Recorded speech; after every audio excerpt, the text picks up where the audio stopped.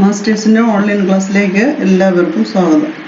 ഇന്നിവിടെ ഡിസ്കസ് ചെയ്യുന്നത് 9ാം ക്ലാസ്സിലെ 5ാമത്തെ ചാപ്റ്ററാണ്. അതായത് ആസിഡ്സ്, ബേസിസ് ആൻഡ് സാൾട്ട്. അപ്പോൾ എന്താണെന്ന് നോക്കാം. ആസിഡ്സ് എല്ലാവർക്കും അറിയാമല്ലോ. പ്രധാനപ്പെട്ട 2-3 ആസിഡൊക്കെ നമ്മൾ ചെറിയ ക്ലാസ് മുതലേ പഠിച്ചു തുടങ്ങിയതാണ്. ആസിഡ്സ് അതായത് ഏതൊക്കെയാണ്?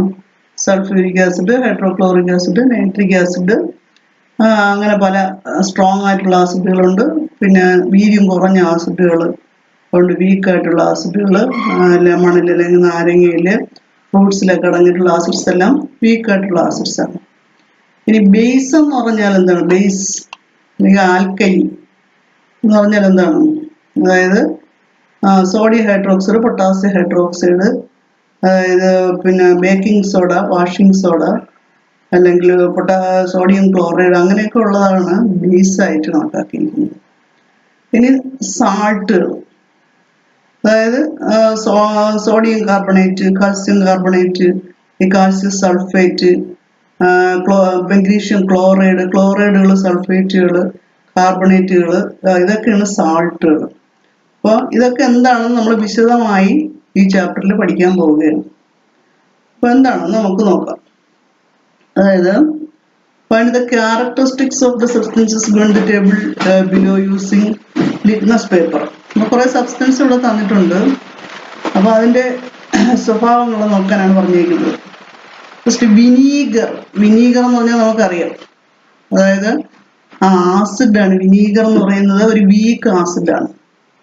അസറ്റിക് ആസിഡ് എന്നാണ് വിളിക്കുന്നത് വിനീഗറിനെ. അപ്പോൾ ഇതെങ്ങനെ നമ്മളൊരു തന്നിരിക്കുന്ന സബ്സ്റ്റൻസ് ആസിഡ് ആണോ ആൽക്കലി ആണോ എന്ന് എങ്ങനെ തിരിച്ചറിയും? ഇവിടെ നമ്മൾ ഒരു കാര്യം ചെറിയ ക്ലാസ് മുതലേ പഠിച്ചിട്ടുണ്ട്. ലിറ്റ്മസ് പേപ്പർ ഉപയോഗിച്ച് തന്നിരിക്കുന്ന സബ്സ്റ്റൻസ് ആസിഡ് ആണോ ആൽക്കലി ആണോ എന്ന് തിരിച്ചറിയാനായിട്ട് പഠിച്ചിട്ടുണ്ട്. ഇപ്പോൾ വിനീഗർ ആണെങ്കിൽ, അതായത് ലിറ്റ്മസ് പേപ്പർ 2 കളറുണ്ട്, ബ്ലൂ, റെഡ്. അത് വെറ്റ് ലിറ്റ്മസ് പേപ്പർ, നനഞ്ഞ ലിറ്റ്മസ് പേപ്പർ ഉപയോഗിച്ചാണ് നമ്മൾ ടെസ്റ്റ് ചെയ്യുന്നത്. വിനീഗർ, ആ ലിറ്റ്മസ് പേപ്പർ എന്ത് കളർ ചേഞ്ച് കാണിക്കും എന്നാണ് പറയുന്നത്. അപ്പോൾ ബ്ലൂ ആണെങ്കിൽ, ബ്ലൂ ലിറ്റ്മസ് പേപ്പറാണ് വിനീഗറിൽ കാണിക്കുകയാണെങ്കിൽ അത് റെഡായിട്ട് മാറും. ഇപ്പോൾ ആസിഡുകളിൽ അങ്ങനെയാണ്, ബ്ലൂ ലിറ്റ്മസ് പേപ്പറിനെ റെഡാക്കി മാറ്റും. അങ്ങനെയാണെങ്കിൽ ആ സബ്സ്റ്റൻസ് ആസിഡാണെന്ന്, അല്ലെങ്കിൽ അത് അതിരിക്കുന്ന വസ്തു ആസിഡാണെന്ന് മനസ്സിലാക്കാം. Lime water. ലൈം വാട്ടർ എന്ന് പറയുന്നത് ഇവിടെ ചുണ്ണാമ്പ് വെള്ളമാണ് ഉദ്ദേശിക്കുന്നത്. ലൈം വാട്ടർ, ചുണ്ണാമ്പ് വെള്ളം. അതെന്ന് പറയുന്നത് ഒരു ബേസാണ്, ആസിഡ് അല്ല, ഒരു ബേസാണ്. അങ്ങനെയാണെങ്കിൽ അത് ബ്ലൂ ലിറ്റ്മസ് പേപ്പർ കാണിക്കുകയാണെങ്കിൽ കളർ ചേഞ്ച് ഒന്നും കാണിക്കില്ല. പിന്നെ റെഡ് ലിറ്റ്മസ് കാണിക്കുകയാണെങ്കിൽ അത് ബ്ലൂ ആയിട്ട് മാറും. അപ്പോൾ ഇവിടെ ബ്ലൂ ആണെങ്കിൽ നോ കളർ ചേഞ്ച്, റെഡ് ആണെങ്കിൽ ഇറ്റ് ബിക്കംസ് ബ്ലൂ. നീല ലിറ്റ്മസിനെ ചുവപ്പാക്കി നീല ലിറ്റ്മസിനാണെങ്കിൽ യാതൊരു നിറവ്യത്യാസവും കാണില്ല. എന്നാൽ ചുവപ്പ് ലിറ്റ്മസ് ആണെങ്കിൽ അത് നീലയായിട്ട് മാറും. അതാണ് ലൈം വാട്ടർ. അപ്പോൾ അവിടെ നമ്മൾ ക്യാരക്ടറിസ്റ്റിക്സിൽ ബേസ് എന്ന് എഴുതണം. Soap solution. സോപ്പ് സൊല്യൂഷൻ എന്ന് പറയുന്നതും ഒരു ബേസ് ആണ്. അപ്പോൾ അവിടെയും ബ്ലൂ ലിറ്റ്മസ് കാണിക്കുകയാണെങ്കിൽ നോ കളർ ചേഞ്ച്, റെഡ് ആണെങ്കിൽ അത് ബ്ലൂ ആയിട്ട് മാറും. ഹൈഡ്രോക്ലോറിക് ആസിഡ്, അത് പേര് കേൾക്കുമ്പോൾ തന്നെ അതൊരു ആസിഡ് ആണെന്ന് അറിയാം. എന്നാൽ അത് ലിറ്റ്മസ് പേപ്പറിൽ എന്ത് കളർ ചേഞ്ചാണ് വരുത്തുന്നത്? Blue becomes red. ബ്ലൂ എന്ന് പറയുന്നത് റെഡ് ആയിട്ട് മാറും. ഇപ്പം നമ്മൾ ആ ക്യാരക്ടറിസ്റ്റിക്സിൽ ബേസ് ആണോ ആസിഡ് ആണോ എന്ന് ആ കോളത്തിൽ ഫില്ല് ചെയ്യണം. ഇനി നമുക്ക് അടുത്ത് എന്താണ് കൊടുത്തേക്കുന്നത്? ഒരു എക്സ്പെരിമെന്റ്. അതായത് take a small piece of zinc in a test tube shown in the figure. അവിടെ ഒരു ഫിഗറിൽ കാണിച്ചിരിക്കുന്ന പോലെ ഒരു ചെറിയ പീസ് സിങ്ക് ഒരു ടെസ്റ്റ് ട്യൂബിലേക്ക് എടുക്കുക. അതിലേക്ക് add 2 ml of dilute HCl using a dropper. നമ്മൾ അതിലേക്ക് നേർപ്പിച്ച ഹൈഡ്രോക്ലോറിക് ആസിഡ് അല്പം ഒഴിക്കുക, 2 ml. Show a burning matchstick in the mouth of the test tube. Record the observation. അപ്പോൾ എടുത്തിരിക്കുന്നത് എന്തോന്നൊക്കെയാണ്? സിങ്കും ഹൈഡ്രോക്ലോറിക് ആസിഡും ഒരു ടെസ്റ്റ് ട്യൂബിൽ എടുത്തേക്കാണ്. നേർപ്പിച്ച ഹൈഡ്രോക്ലോറിക് ആസിഡുമാണ് എടുത്തേക്കുന്നത്. എന്നിട്ട് അതിൻ്റെ ആ ടെസ്റ്റ് ട്യൂബിൻ്റെ മൗത്ത് പാർട്ടിലേക്ക് പിന്നെ ബേണിംഗ് മാസ്റ്റിക്സ്, ഒരു തീപ്പെട്ടിക്കുട്ടി കത്തിച്ച് കാണിക്കാനാണ് പറഞ്ഞിരിക്കുന്നത്. എന്തായിരിക്കും സംഭവിക്കുന്നത്? അതായത് അവിടെ കെമിക്കൽ റിയാക്ഷൻ നടക്കും. സിങ്കും ഹൈഡ്രോക്ലോറിക് ആസിഡും തമ്മിൽ പ്രവർത്തിക്കുന്നതിൻ്റെ ഫലമായിട്ട് ഹൈഡ്രോക്ലോറിക് ആസിഡിലെ ക്ലോറിനും സിങ്കും കൂടി ചേർന്ന് സിങ്ക് ക്ലോറൈഡ് അവിടെ ഉണ്ടാവും. കൂടാതെ പിന്നെ ആ 2 ഹൈഡ്രജൻ ഉണ്ടല്ലോ, ആ ഹൈഡ്രജൻ എന്ന് പറയുന്നത് ആ ഗ്യാസായി മാറുകയാണ് ചെയ്യുന്നത്. അവിടെ H2 ആണ് അവിടെ ഉണ്ടാകുന്നത്. അപ്പോൾ നമ്മളൊരു മാട്രിക്സ് കാണിക്കുമ്പം അവിടെ ബേണിംഗ് മാട്രിക്സ് കാണിക്കുമ്പോൾ എന്താണ് സംഭവിക്കുന്നത്? തീപ്പെട്ടികൾ എറിച്ച് കാണിക്കുമ്പോൾ അതൊരു ചെറിയ ശബ്ദത്തോടു കൂടി കത്തി അണയുകയാണ് ചെയ്യുന്നത്. അതാണ് അവിടെ നമ്മുടെ ഒബ്സർവേഷൻ എന്ന് പറയുന്നത്. അപ്പൊ എന്തായിരിക്കും കാരണം? അവിടെ ഈ ഗ്യാസ് ഉണ്ടായി, ഹൈഡ്രജൻ ഗ്യാസിന്റെ പ്രസൻസ് ആണ് അവിടെ കാണിക്കുന്നത്. അപ്പൊ നമുക്ക് അതിന്റെ ഇക്വേഷൻ എഴുതണം. Zn plus 2HCl gives ZnCl2 plus H2. അതാണ് അവിടെ കറക്റ്റ് ബാലൻസ്ഡ് ഇക്വേഷൻ എന്ന് പറയുന്നത്. സിങ്കും ഹൈഡ്രോക്ലോറിക് ആസിഡും തമ്മിലുള്ള പ്രവർത്തന ഫലമായി ഉണ്ടാകുന്ന വാതകം ഏത്, അല്ലെങ്കിൽ ഏത് ഗ്യാസ് ആണ് ഫോം ചെയ്യുന്നത്? ഹൈഡ്രജൻ. അപ്പൊ ഇവിടെ നമ്മൾ ഇതിൽ നിന്ന് മനസ്സിലാക്കുന്നത് acids react with reactive metals to form hydrogen. ആസിഡിന്റെ ഒരു സ്വഭാവമാണ് ഇവിടെ കാണിക്കുന്നത്. ആസിഡ് അതായത് പ്രവർത്തനശേഷിയുള്ള സിങ്ക് എന്ന് പറയുന്ന ഒരു മെറ്റലാണ്. സിങ്ക്, മെഗ്നീഷ്യം, സോഡിയം, പൊട്ടാസ്യം തുടങ്ങിയവയെല്ലാം തന്നെ ലോഹങ്ങളാണ്, മെറ്റൽസ് ആണ്. അപ്പൊ എല്ലാ ലോഹങ്ങളും അല്ലെങ്കിൽ എല്ലാ ലോഹങ്ങളും എന്ന് പറഞ്ഞാൽ പ്രവർത്തനശേഷി കൂടുതലുള്ള ലോഹങ്ങൾ ആസിഡുകളുമായി പ്രവർത്തിച്ച് ഹൈഡ്രജൻ ഗ്യാസ് ഉണ്ടാക്കും, ലിബറേറ്റ് ചെയ്യും. അത് ആസിഡ്സിന്റെ ഒരു ക്യാരക്ടറിസ്റ്റിക്സ് ആണ്, അതിൻ്റെ ഒരു സ്വഭാവമാണ്. Acids react with reactive metals to form hydrogen gas. Zinc മാത്രമല്ല, ഏറെ റിയാക്റ്റീവ് ആയിട്ടുള്ള ഏത് മെറ്റലുമായി പ്രവർത്തിച്ചും ഹൈഡ്രജൻ വാതകം ഉണ്ടാകും. ഇനി എല്ലാ ഈ ആസിഡ് കാർബണേറ്റുകളുമായി പ്രവർത്തിക്കുമ്പോഴും ഈ വാതകം തന്നെയാണോ ഉണ്ടാകുന്നത് നമുക്ക് നോക്കാം. കാർബണേറ്റുകൾ, ഇവിടെ നമ്മൾ സിങ്കിന്റെ സ്ഥാനത്ത് വേറെ സിങ്ക് കാർബണേറ്റ് അല്ലെങ്കിൽ വേറെ ഏതെങ്കിലും കാർബണേറ്റ് ആണ് എടുക്കുന്നത്. നോക്കാം. ടേക്സ് നമ്മുടെ കാൽസ്യം കാർബണേറ്റ് ആണ് എടുത്തിരിക്കുന്നത്. കാൽസ്യം കാർബണേറ്റ് അല്ലെങ്കിൽ മാർബിൾ പീസ്. മാർബിൾ എന്ന് പറഞ്ഞാലും അതിന്റെ കെമിക്കൽ നെയിം എന്ന് പറയുന്നത് കാൽസ്യം കാർബണേറ്റ് ആണ്. ലൈം സ്റ്റോൺ, ചുണ്ണാമ്പ് കല്ല്, അതാണ് അതിന്റെ കെമിക്കൽ നെയിമാണ് കാൽസ്യം കാർബണേറ്റ്. അപ്പൊ ഈ മാർബിൾ പീസ് ഒരു ബോയിലിംഗ് ട്യൂബിൽ എടുത്തതിന് ശേഷം അതിലേക്ക് ഡൈലൂട്ട് HCl ഒഴിക്കുക. അപ്പൊ അത് രണ്ടാമത് എടുത്തേക്കുന്ന calcium carbonate plus dilute HCl. അപ്പൊ അവിടെയും ഏതോ ഒരു വാതകം ഉണ്ടാവും. അപ്പൊ ഉണ്ടാകുന്ന വാതകത്തെ pass the evolving gas through clear lime water taken in A tube. അവിടെ ഉണ്ടാകുന്ന വാതകത്തെ നമുക്ക് ഫെയറിൽ കാണാൻ കഴിയും. വേറൊരു ഗ്ലാസ് ട്യൂബിലൂടെ ഒരു ജാറിൽ ശേഖരിക്കുന്നതായിട്ട് കാണാൻ കഴിയും. ഡെലിവറി ട്യൂബ് എന്നാണ് ഇവിടെ പറഞ്ഞേക്കുന്നത്. ഡെലിവറി ട്യൂബിൽ കളക്ട് ചെയ്യുന്നതായിട്ട് കാണാൻ കഴിയും. Which is the gas that comes out through the delivery tube. അപ്പൊ എവിടെ ഏത് ഗ്യാസ് ആണ് ഉണ്ടാകുന്നത്? അപ്പോഴാ എടുത്തിരിക്കുന്ന ആ ഡെലിവറി ട്യൂബിൽ വേറൊരു സാധനം കൂടി ഉണ്ട്. എന്താണ്? ക്ലിയർ ലൈം വാട്ടർ, തെളിഞ്ഞ ചുണ്ണാമ്പ് വെള്ളം എടുത്തിട്ടുണ്ട്. അതിൽ കൂടെയാണ് ഈ ഗ്യാസ് കടത്തിവിടുന്നത്. നമുക്ക് തിരിച്ചറിയണ്ടേ, അത് വാതകമാണെന്ന് തിരിച്ചറിയണ്ടേ. അപ്പോഴ് അവിടെ ഉണ്ടായ വാതകത്തെ ക്ലിയർ ലൈം വാട്ടറിൽ കൂടെ കടത്തിവിടുകയാണ്. അപ്പൊ അവിടെ എന്ത് ചേഞ്ചാണ് ഉണ്ടായത്? അപ്പൊ നമുക്ക് ഈ നോക്കാം. കാർബണേറ്റുകൾ, അതായത് ഇവിടെ എടുത്തത് കാൽസ്യം കാർബണേറ്റ്. കാൽസ്യം കാർബണേറ്റ് ഈ ഡൈലൂട്ട് HCl-യുമായിട്ട് പ്രവർത്തിക്കുമ്പോൾ കാൽസ്യം ക്ലോറൈഡും കാർബൺ ഡൈ ഓക്സൈഡും ആണ് അവിടെ ഉണ്ടാകുന്നത്. അപ്പൊ കാർബണേറ്റ് എന്ന് കേൾക്കുമ്പോൾ തന്നെ അറിയാം CO3. അപ്പൊ CO3-ല് CO2 വാതകമായി മാറും. പിന്നെ CO3-ല് ഒരു ഓക്സിജനേ ഉള്ളൂ. അതാണ് 2 ഹൈഡ്രജനുമായി ചേർന്ന് ജലമായി മാറുന്നത്, H2O. അപ്പോൾ which is the gas that comes out through the delivery tube. Delivery ട്യൂബിൽ കൂടി വരുന്ന ഗ്യാസ് ഏതാണെന്ന് മനസ്സിലായി?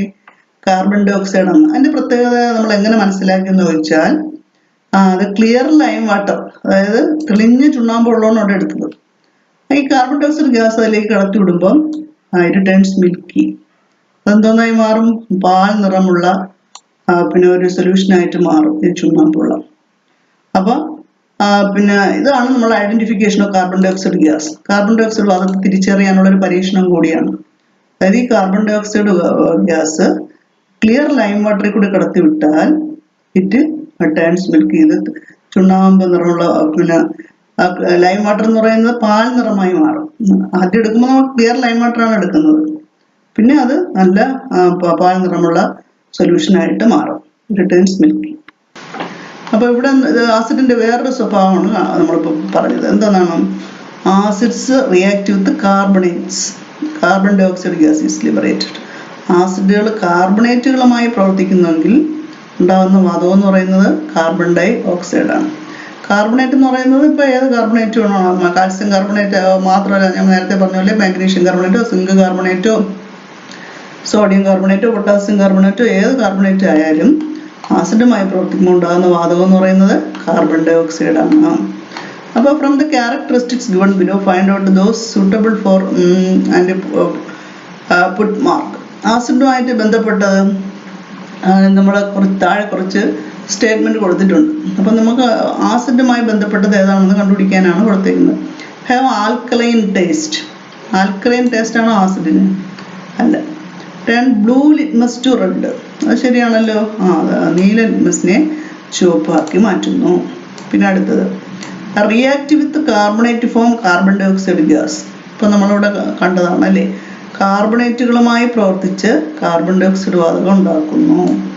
പിന്നെ അടുത്ത പ്രത്യേകം soapy to touch. Soapy to touch വഴുവഴുപ്പുള്ള സ്വഭാവമുള്ളതാണോ? അല്ല. അപ്പോൾ അത് അതിന് ആപ്ലിക്കബിൾ അല്ല. പിന്നെ അടുത്തത് liberate hydrogen on reaction with highly reactive metals like magnesium and zinc. Magnesium, zinc തുടങ്ങിയ റിയാക്ടിവിറ്റി ക്രിയാശീലം കൂടുതലുള്ള ലോഹങ്ങളുമായി പ്രവർത്തിച്ച് ഹൈഡ്രജൻ വാതകം ഉണ്ടാക്കുന്നു. അത് ശരിയാണല്ലോ. ശരിയാണ്. Have sour taste. ഒരു പുളിരുചിയുണ്ട്.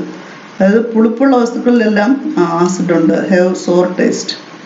Turn red litmus blue. അതിന് റെഡ് ലിറ്റ്മസിനെ ബ്ലൂ ആക്കുമോ?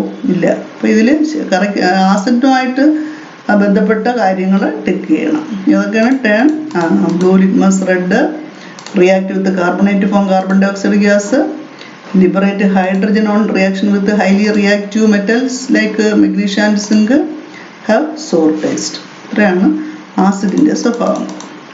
ഇനി നമ്മൾ പഠിക്കാൻ പോകുന്നത് കോമൺ കമ്പോണന്റ് ഇൻ ആസിഡ്. ഈ ആസിഡിലെ ഒരു പൊതു ഘടകമുണ്ട്. ആസിഡുകളിൽ നമ്മൾ എല്ലാത്തിൻ്റെ ആസിഡുകൾ എടുത്ത് നോക്കിയാൽ അതിൽ പൊതുവായിട്ടുള്ള ഒരു കോമൺ ഫാക്ടർ ഉണ്ട്. അത് എന്താണെന്ന് കണ്ടുപിടിക്കാൻ പോവേ. അതിന് വേണ്ടി കുറച്ച് നമുക്ക് അറിയാവുന്ന നമുക്ക് ഫെമിലിയർ ആയിട്ടുള്ള കുറച്ച് ആസിഡുകളുടെ പേര് ഇവിടെ താഴെ കൊടുത്തിട്ടുണ്ട്. എന്തൊക്കെയാണ്?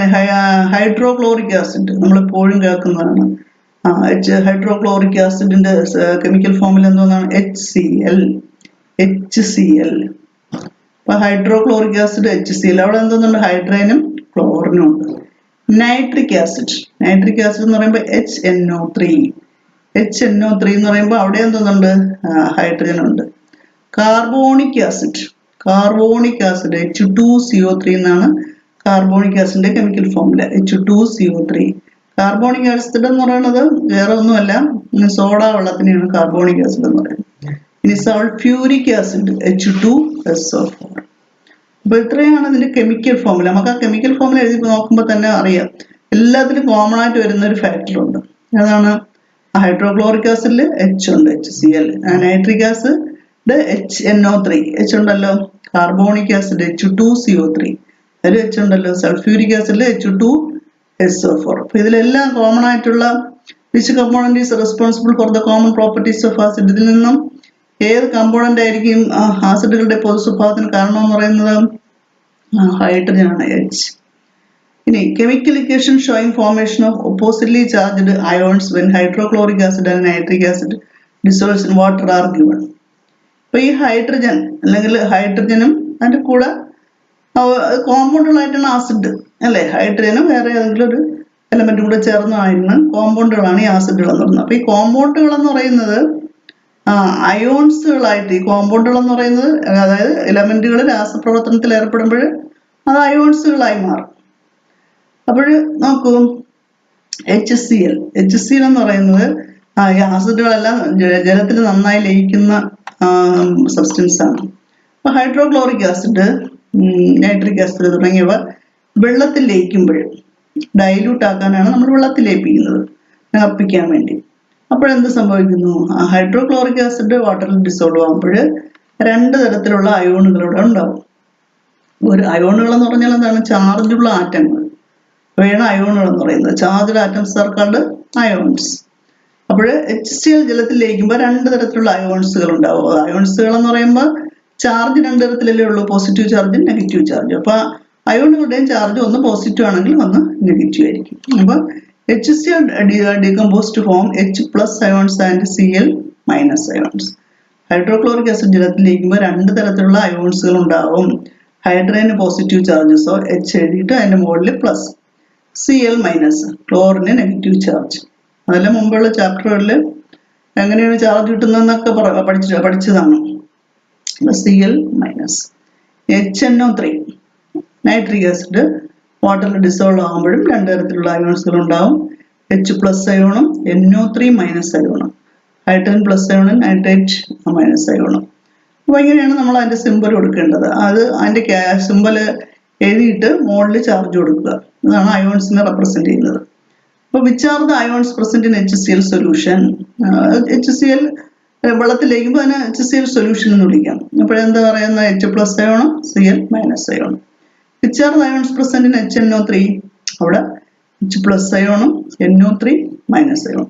അപ്പോൾ which is the common to both? ഇത് രണ്ടിലും അടങ്ങിയ കോമൺ ആയിട്ടുള്ള ഒരു അയോൺ ഏതാണ്? H plus ion. അതാണ് അവിടുത്തെ കോമൺ അയോൺ എന്ന് പറയുന്നത് H പ്ലസ് അയോൺ. അപ്പോൾ the properties of acids are due to the presence of hydrogen ions present in them. അപ്പോൾ ആസിഡുകളുടെ കോമൺ പ്രോപ്പർട്ടിക്ക് കാരണം ഹൈഡ്രജൻ പ്ലസ് അയോൺസ് അല്ലെങ്കിൽ H പ്ലസ് അയോൺസിന്റെ സാന്നിധ്യമാണ് ആസിഡുകളുടെ എല്ലാം സ്വഭാവത്തിന് കാരണം. ഇനി അടുത്തത് ഇത് വെച്ചുകൊണ്ട് നമുക്ക് ആസിഡിന് ഒരു ഡെഫിനിഷൻ കൊടുക്കാം. എന്താണ് acids? Acids are substances which can increase the concentration of hydrogen ions in an aqueous solution. അതായത് ആസിഡുകൾ എന്ന് പറയുന്നത് ജലത്തിൽ ലയിക്കുമ്പോൾ H പ്ലസ് അയോൺസിന്റെ എണ്ണം വർദ്ധിപ്പിക്കാൻ കഴിയുന്ന പദാർത്ഥങ്ങളെ നമുക്ക് ആസിഡുകൾ എന്ന് വിളിക്കാം. അതായത് ജലത്തിൽ ലയിക്കുമ്പോൾ H പ്ലസ് അയോൺസിന്റെ ഗാഢത വർദ്ധിപ്പിക്കുന്ന പദാർത്ഥങ്ങളാണ് ആസിഡുകൾ. Acid R substances which can increase the concentration of H plus ions hydrogen ions in an aqueous solution. അതായത് ജലീയ ലായനികളിൽ H പ്ലസ് അയോണുകളുടെ ഗാഢത വർദ്ധിപ്പിക്കാൻ കഴിയുന്ന പദാർത്ഥങ്ങളാണ് ആസിഡുകൾ. മനസ്സിലായല്ലോ ആസിഡുകളുടെ definition? Acids are substances which can increase the concentration of hydrogen ions in an aqueous solution. aqueous solution എന്ന് പറഞ്ഞാൽ ജലീയ ലായനികളിൽ ഹൈഡ്രജൻ അയോണുകളുടെ ഗാഢത വർദ്ധിപ്പിക്കാൻ കഴിയുന്ന പദാർത്ഥങ്ങളാണ് ആസിഡുകൾ. Since H plus ions have no independent existence, they combine with H2O molecules to form hydronium ions. ഇപ്പോൾ ഈ H plus അയോൺസിന് സ്വതന്ത്രമായി എക്സിസ്റ്റൻസ് ഇല്ല, അല്ലെങ്കിൽ നിലനിൽപ്പില്ലാത്തത് കൊണ്ട് തന്നെ അത് മറ്റ് എലമെന്റുകളോ അല്ലെങ്കിൽ മറ്റ് അയോൺസുകളുമായി ചേർന്ന് മോളിക്യൂളായിട്ടാണ് ഫോം കാണപ്പെടുന്നത്. അതായത് ഇപ്പോൾ ശുദ്ധജലത്തിൽ നമ്മൾ H2O വാട്ടറിൽ എന്ന് പറയുന്നത് H പ്ലസ് അയോൺസും കൂടെ ചേർന്ന് വാട്ടറിലെ അയോൺസ് എന്ന് പറയുന്നത് H3O പ്ലസ് അയോൺസ് ആയിട്ടാണ് കാണപ്പെടുന്നത്. ഇപ്പൊ ജലത്തിൽ ലയിക്കുമ്പോൾ ഇപ്പൊ ആസിഡ് ജലത്തിൽ ലയിക്കുമ്പം H പ്ലസ് അയോൺസിന്റെ കോൺസെൻട്രേഷൻ വർദ്ധിക്കുമെന്ന് പറഞ്ഞില്ലേ? അപ്പൊ ആ H പ്ലസ് അയോൺസ് ഏതുമായി ചേരും? ആ വാട്ടറുമായി ചേർന്ന് അവിടെ H3O പ്ലസ് അയോൺസ് ആവും. ഹൈഡ്രോണിയം അയോൺസ് എന്നാണ് അതിന്റെ പേര്. H3O പ്ലസ് അയോൺസും ശുദ്ധജലത്തിലെ അയോൺസുകൾ എന്ന് പറയുന്നത് H3O പ്ലസ് അയോണും OH മൈനസ് അയോണുകളാണ്. അപ്പൊ അതിൽ ഒരു അയോൺസ് ആണ് ഇവിടെ പറഞ്ഞിരിക്കുന്നത് H3O plus ion. Hydronium ion, hydroxyl ion എന്ന് രണ്ട് തരത്തിലുള്ള അയോണുകളുണ്ട് പ്യുവർ വാട്ടറിൽ. അപ്പൊ ആസിഡുകൾ ജലത്തിൽ ലയിക്കുമ്പോൾ ഇതിനു വേണ്ടിയാണ്, അതായത് H പ്ലസ് അയോൺസിന്റെ ഗാഢത വർദ്ധിപ്പിക്കാൻ, ഈ കോൺസെൻട്രേഷൻ കൂട്ടാൻ വേണ്ടിയാണ് നമ്മൾ ആസിഡുകൾ ജലത്തിൽ ചേർക്കുന്നത്. അപ്പോഴേ സംഭവിക്കുന്നത് എന്താണ്? ആസിഡുകളിൽ നിന്ന് വരുന്ന H പ്ലസ് അയോൺ വാട്ടറുമായി ചേർന്ന് അവിടെ വേറൊരു അയോൺ ഫോം ചെയ്യും, H3O plus ions. List the acids that are present in lime, juice, curd, tomato, vinegar etcetera. അപ്പൊ ഈ നമ്മൾ കോമൺ ആയിട്ട് കാണപ്പെടുന്ന പദാർത്ഥങ്ങളിലെല്ലാം അല്ലെങ്കിൽ സബ്സ്റ്റൻസിലെല്ലാം ആസിഡിന്റെ പ്രസൻസ് ഉണ്ട്. അതായത് ലൈം ജ്യൂസ്, നാരങ്ങ ജ്യൂസിൽ എന്താണ്? സിട്രിക് ആസിഡ് ആണ്. അതല്ല കേർഡ് എന്ന് പറഞ്ഞാൽ തൈരിൽ എന്താണ്? ലാക്റ്റിക് ആസിഡ് ആണ്. ടമാറ്റോ എന്ന് പറഞ്ഞാൽ പുളി അല്ലെ, ടാർട്ടാറിക് ആസിഡ് ആണ് അതിലുള്ളത്, ടാർട്ടാറിക് ആസിഡ്. വിനീഗർ എന്ന് പറയുന്നത് അസറ്റിക് ആസിഡ്.